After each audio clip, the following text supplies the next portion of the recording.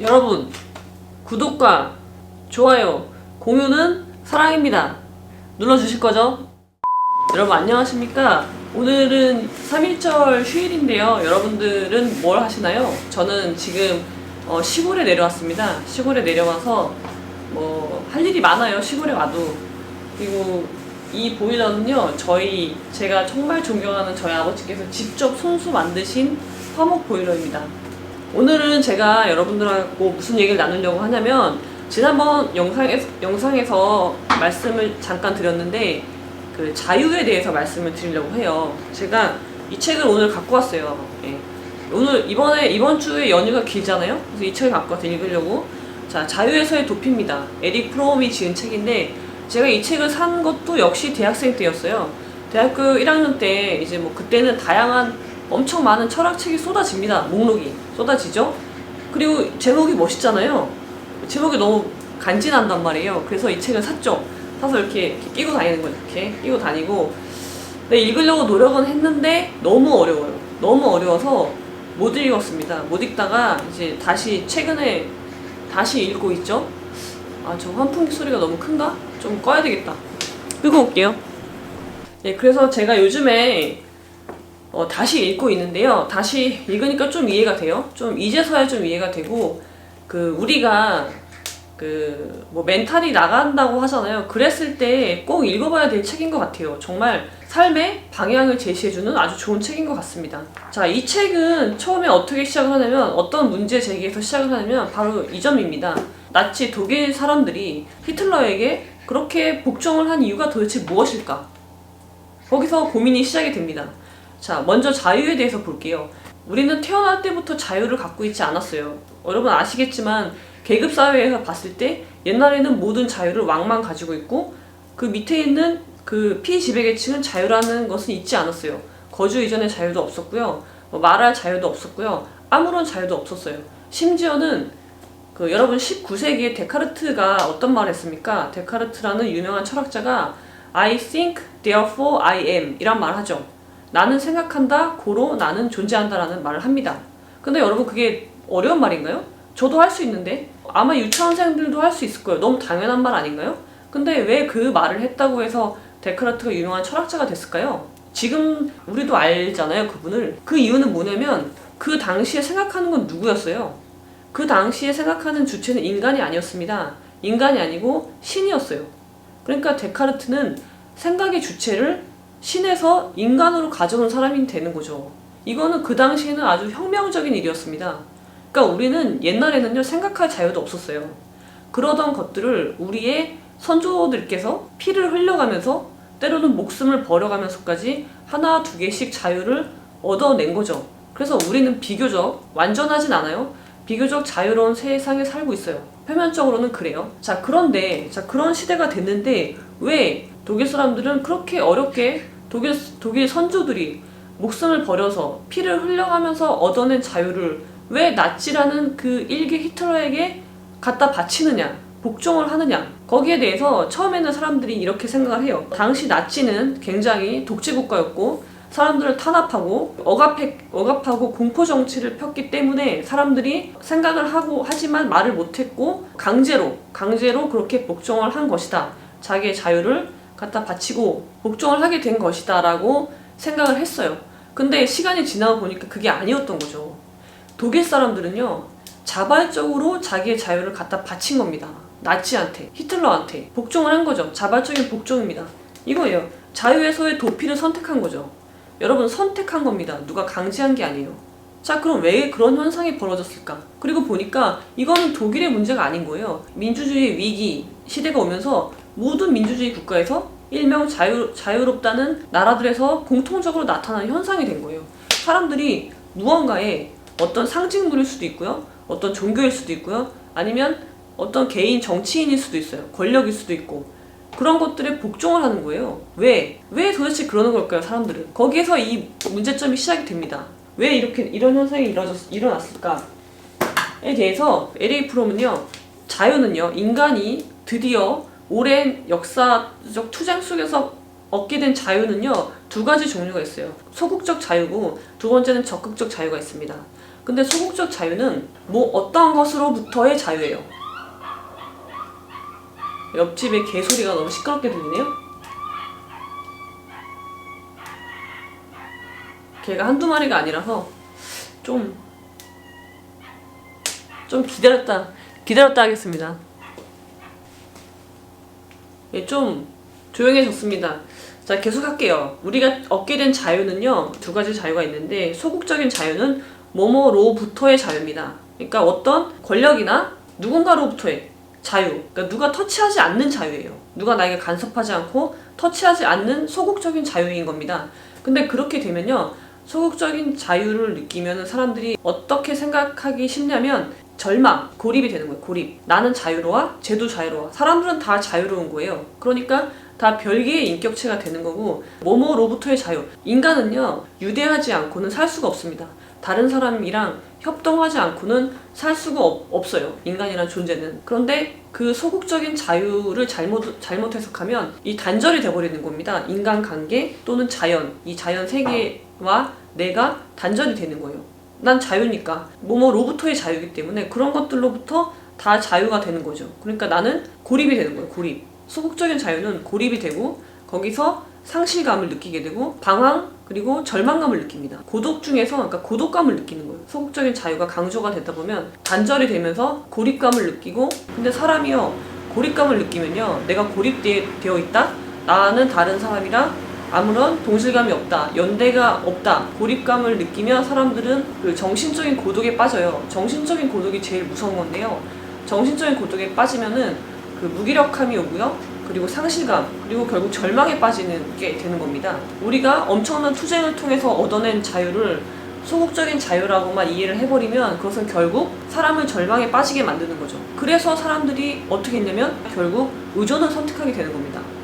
자유로부터 도피하는 거죠. 자유를 얻기 위해서 그렇게 많은 투쟁을 했는데 그 얻은 자유를 다시 누군가에게 의존하는 거예요. 어디다 의존을 하냐? 동질감을 느낄 수 있는 것에다 의존을 합니다. 예를 들어서 그걸 이렇게 표현해요. 그러니까 사디즘적인 충동과 메저키즘적인 충동이 있는데, 메저키즘적인 충동은 자기 자신을 하나의 압도적으로 강한 권력 속에 그 안에 넣는 거예요. 어떤 강력한 권력 속에 자기 자신을 넣고 융합시키는 거죠. 그래서 그런 힘과 영광에 참여하려는 것으로 이해되는 거죠. 그러니까는 그 뭐 예를 들면 이거예요. 만약에 그 연예인을 좋아하는 광팬 그룹이 형성이 되고 거기에 내가 있으면 연대감을 느끼는 거예요. 나랑 얘가 동일한 목표를 갖고 있잖아요. 동일한 의식이 있고 동일한 목표를 가지고 있다는 것에서 같이 연대감을 느끼는 거죠. 거기서 이제 고립감에서 해소가 되는 거예요. 그러니까 내가 고립되어 있다는 그 감정, 그 공포에서 벗어나기 위해서 사람은 연대를 택하고 그 연대할 수 있는 무언가, 절대적인 뭔가를 찾는 거죠. 사람들은 일부러. 그게 권력이 됐든 종교가 됐든 상관없어요. 뭐 언론이 될 수도 있어요. 그래서 사람들이 자기의 자유를 갖다 바치고, 왜? 그런 고립이라는 공포에서 벗어나기 위해서. 자, 근대사가 전개되는 동안은 교회의 권위는 국가의 권위로, 국가의 권위는 양심의 권위로 대체되었는데, 오늘날에는 양심의 권위는 일치의 수단으로서의 상식과 여론이라는 익명의 권위에 의해 대체되었다. 우리가 새로운 권위의 희생물이 되고 있다는 사실을 알지 못한다. 우리는 독단적으로 생각하는 개인이라는 환상 속에서 살고 있는 자동 인형이 되어버렸다. 그러니까 우리는요, 나한테 마치 자유가 있다고 생각하는 착각 속에 빠져있는 자동 인형이라는 거죠. 그러면은 이 에릭 프롬이 하는 말은 뭐냐? 그럼 사람이 자유를 얻었잖아요. 그 자유를 정말 진정한 자유로 나아가기 위해서는 일보 전진하기 위해서는 소극적인 자유에 머물러서는 안 되고 적극적인 자유로 나아가야 한다고 말을 합니다. 그러니까 적극적인 자유는 뭐냐면 결국 창조적인 활동을 해야 된다는 거예요. 자기 자신이 갖게 된 자유를 가지고 창조적인 활동을 통해서 그 자기 스스로 생각하고 스스로 자기 감정과 의사를 표현하고 무언가를 만들어내는 활동, 거기에서 바로 적극적인 자유가 표현이 되는 것이고, 그럼으로써 자아 실현을 할 수 있고 인간이 고립이 아닌 내가 그런 활동을 통해서 다른 사람이랑 연결되어 있다는 것, 그리고 내가 이 우주의 하나의 유기체로서 존재한다는 것을 비로소 느낄 수 있다는 거죠. 그리고 그때서 비로소 행복함과 만족감을 느낄 수 있다고 얘기를 합니다. 근데 그러려면 중요한 게 뭐냐면 창조적인 활동을 해야 되는데, 그러니까 자발성에 있는 거예요. 우리가 갖고 있는 자유는요, 뭐뭐로부터의 자유, 그러니까 소극적인 자유가 아니라 자발적으로 무언가를 했을 때 비로소 자유를 얻게 되는 거죠. 고립이 아닌 자유입니다. 독립적인 인간이 되기 위해서는 결국 자발적으로 어떤 활동을 해야 돼요. 창조적인 활동. 거기에 답이 있는 겁니다. 근데 우리의 그 지배자들은 뭐 종교적인 이유든 어떤 정치적인 목적에 의해서건 간에 그 억압을 합니다. 어떤 억압을 하냐면, 그러니까 성을 억압하고요, 감정을 마비시킵니다. 여러 가지 이유가 있어요. 그런 이유로 사람들을 감정적으로 마비를 시키는 거예요. 그래서 사람들이 스스로 생각하는 능력을 없앱니다.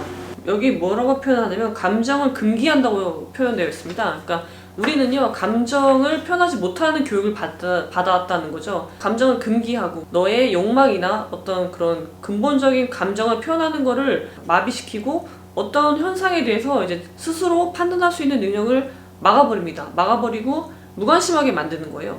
그러면 사람들이 적극적인 자유를 할 수 있는 능력을 없애는 거죠. 그러니까 소극적인 자유만 생각하게 되고, 그럼 결국 사람들이 그 자기한테 주어진 그 소극적인 자유를 감당하지 못하는 거예요. 감당하지 못하고 그거를 갖다 바칩니다. 의존합니다. 누구한테. 누군가이든 어떤 물건이든. 중요한 거는, 그러니까 우리는 어릴 때부터, 지금은 안 그런다고 하지만 주입식 교육을 받았어요. 학교에서. 생각하는 방법을 배웁니다. 똑같이 동일하게 독창적으로 사고할 수 있는 능력을 없애는 거예요. 말살시키죠.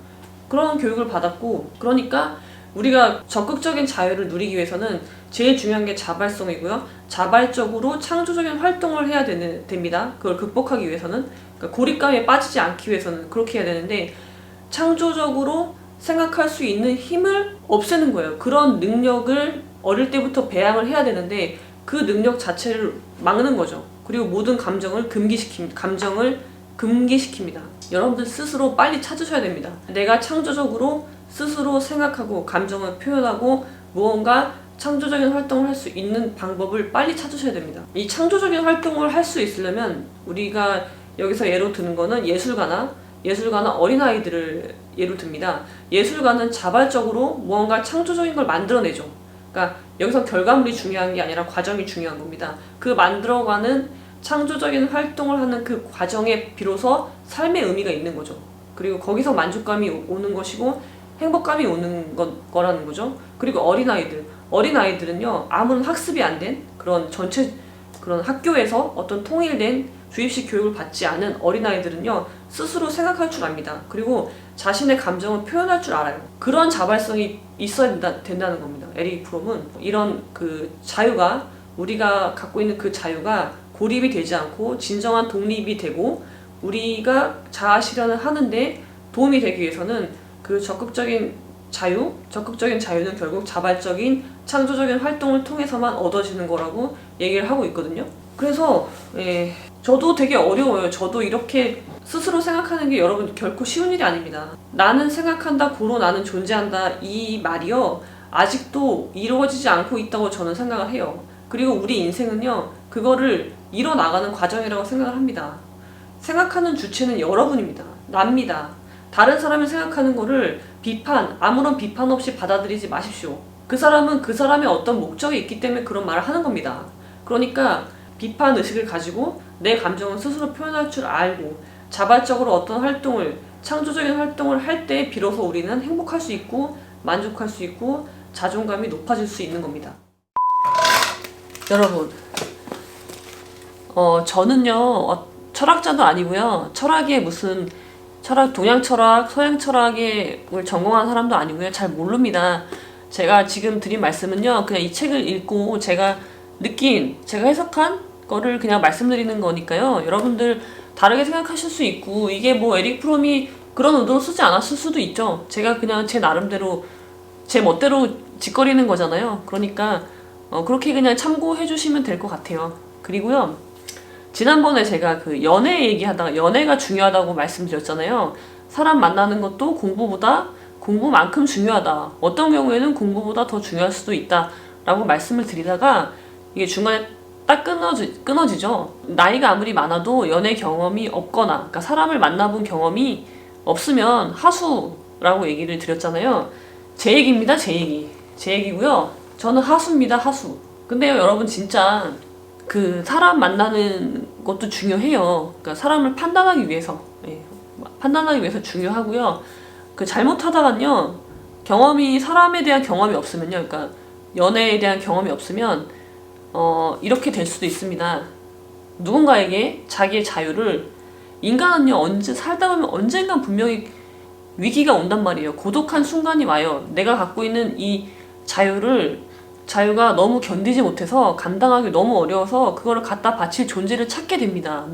누구에게 갖다 바칠지 몰라요. 근데 정말 그런 상황이 온다면, 그래서 내가 정말 편안해진다면 뭐 죽는 것보단 나니까 바쳐요. 바치세요. 갖다 바쳐도 돼요. 어쩔 수 없는 상황에서는 죽는 것보단 그게 나니까 내 자유를 갖다 바쳐요. 근데 괜찮은 사람한테 갖다 바쳐야 될 거 아닙니까? 바치더라도. 그러니까 그런 사람을 찾기 위해서라도, 물론 그런 생각을 하고 있으면 좋은 사람을 만나기 어렵겠지만, 뭐 좀 말이 좀 뒤죽박죽인데요. 아무튼 사람 만나는 거를요 일부러 피하지 마십시오.